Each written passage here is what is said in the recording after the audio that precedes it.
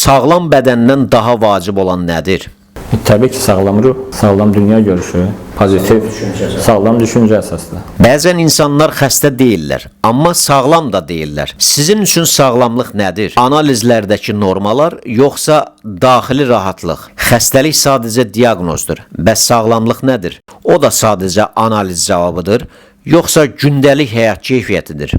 Sağlamlıq məncə insanın gündəlik həyatdan zövq almasıdır. Bizim həqiqətən çox ağır, ciddi son mərhələ olan onkoloji xəstələrimiz olar, amma o xəstə sizin qəbulunuzda oturur. O xəstəni bilməyən başqa bir həkim xəstənin üzünə baxanda heç düşünməz ki, bunun belə deyim, ciddi bir xəstəliyi var, son həftələrini, son aylarını yaşayır. Xəstə bunu özü də bilir, amma bu qədər pozitivdir. Məncə o insan sağlamdır. O insan gündəlik həyatdan zövq alır, rahatdır, düşüncəsi. Bəzən tam tərsi olur. Heç bir xəstədə əlillik verməyən, gələcək iş qabiliyyətini məhdudlaşdırmayan, qısa müddət sonra tam bərpa olunacaq standart bir xəstəliyi var, amma o insan sağalmadıqca özünü yaxşı hiss etmir. O insanın psixologiyası, həyata baxışı, sinir sisteminin belə deyim, tipi, ruh halı ona uyğun deyil. Məncə o insanların sağlamlıq xəstəliyi daha çoxdur, nəinki həyata baxışı müsbət olan, pozitiv olan, özünü sağlam hiss eləyən, mental cəhətdən buna hazır olan, bu da bir həyatın bir parçasıdır.